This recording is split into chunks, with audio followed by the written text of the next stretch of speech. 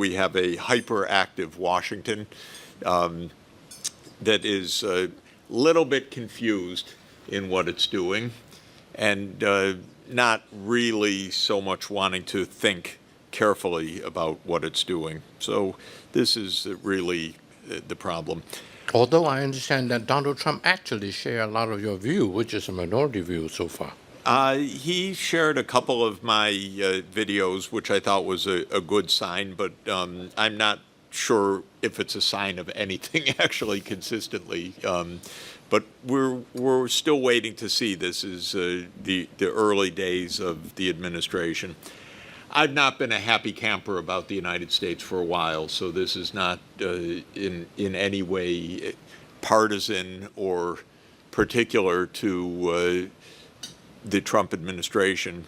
To my mind, the United States has been not the most constructive actor in the world scene for several decades, actually. I have been a bit chagrined, really, for 30 years about American foreign policy, and mostly because I saw at a very personal way and also a professional way how many opportunities for peace the U.S. Squandered needlessly. I was an advisor 35 years ago to President Gorbachev on the economic reforms of the last moments of the Soviet Union. And when the Soviet Union went down, President Yeltsin asked me to be an economic advisor for his economic team. I can tell you without question, without any doubt whatsoever, 35 years ago, we had the chance for sustained peace in this world without any fundamental conflicts. The Russian leadership absolutely wanted it. They sought it. They wanted it in a very practical way. And the problem from my perspective, which I only understood step by step over many years, is that the United States didn't want cooperation. It just wanted victory. It wanted its way. It wanted what came to be called the unipolar world. The idea that with the Soviet Union gone and China not on anyone's radar screen back in the 1990s, in geopolitical terms, the United States ran the show, so they thought. And I basically lived through, professionally, close up, more than 30 years of the United States trying to run the show. And it has not gone well. It's been nonstop wars. It has been unnecessary provocations. In the case of Russia, I'm definitely a strong minority view, together with my friend John Mearsheimer, that what happened in Ukraine was basically provoked by the United States over many years. I saw a lot of it close up. The war in Ukraine could have been avoided easily on countless occasions. Right. It could have ended immediately in March 2022 because there was actually a peace agreement that was on the verge of being signed, and the United States stopped that too.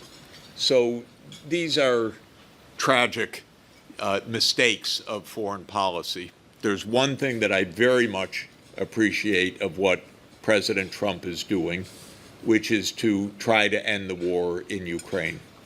I think the war will end because it can't really continue without American support of Ukraine. And I believe, despite an administration that reverses policies by the hour, that there won't be a reversal of U.S. policy vis-a-vis Ukraine, because no segment of Trump's movement has any interest in putting more funding into Ukraine. And the fact of the matter is, while the early days of the Trump administration have been consumed with foreign issues. The next months will be consumed with domestic fiscal issues, and asking for more money for Ukraine would be deeply perturbing to a very unpopular fiscal agenda that Trump is going to push through successfully in the next months, and supporting Ukraine would prevent that from happening. That's the only part of the Trump agenda I like. I don't know what will happen in the U.S. in general. It could get worse. It really could get worse. I've used, since I've been in China for the last week, I have used semi-jocularly, but not entirely, the Cultural Revolution meme. We are in a bit of a cultural revolution in the United States. It's played as culture wars, but basically we have a leader who wants to destroy parts of government. This is clear. This is Elon is doing that work. What the real purpose is not completely clear. Maybe I'll just mention actually one very important point to understand. I think everybody knows it, but let me emphasize it. One of the core points of failure of politics in the United States is the budget. Because if you are governed by lobbying and by campaign contributions, you cannot have an effective fiscal policy. On the one hand, you have a population which votes, and so you need somehow to not have complete turmoil. And so you can't really cut, so far, Social Security, for example. You have not been able to cut Medicare or Medicaid. You can't stop paying interest on the debt. And they don't want to stop the military, which is about 3.5% to 4% of GDP if you include everything. If you take those items, the pensions, and including the various kinds of pensions, including veterans benefits, and the health care, and the interest on the debt, and the military, you have roughly 20% of GDP in spending. Our taxes are around 16% of GDP at the federal level. So you start out, even before you have any domestic programs at all, with a deficit of about 4% of GDP. Now, in our lobby-run politics, the first rule is don't raise taxes. So the taxes, especially on wealthy people. So the highest goal in fiscal policy of the Trump administration is to extend the low taxes that were voted 10 years ago on corporate taxes, which have basically been gutted. We don't collect corporate tax except in a very small amount now. And they want to extend that. Now, our budget deficit includes some public services also, some little bit for infrastructure, which is falling apart, a tiny bit for housing, some for labor, some for education. And that adds up to roughly another 3% of GDP if you include everything, the judicial system, the public administration, all the infrastructure, all the environment, National Science Foundation, everything except the military, the pensions, the health care costs, the interest costs, and a couple of other mandatory things.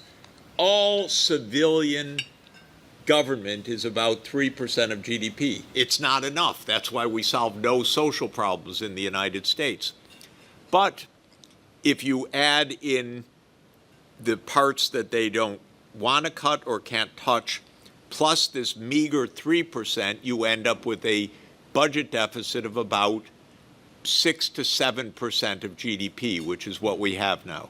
This has been going on for 20 years. So our debt is 100% of GDP and rising. The Congressional Budget Office yesterday issued a new report saying by 2055, the debt will be at 155% of GDP on current policy. So if you keep current policy and just extrapolate for 30 years, we reach 155% of GDP debt. So what is Trump trying to do? Trump is trying to cut taxes relative to baseline. This is all technical because the baseline includes ending some of the tax cuts from 10 years ago. But he wants to extend those. How to do that with such a huge budget deficit? There's no way. There is no way to do this other than to completely destroy the civilian government. And that's what Elon Musk is doing day by day. He's not rooting out waste. He's just closing the government as much as possible. The public will hate this week by week, month by month, when nothing works, when they can't get health care, when there's no one to answer a call for Social Security, and so on. And that's where we're heading in the next months. That's why I was saying you can't ask for more funding for Ukraine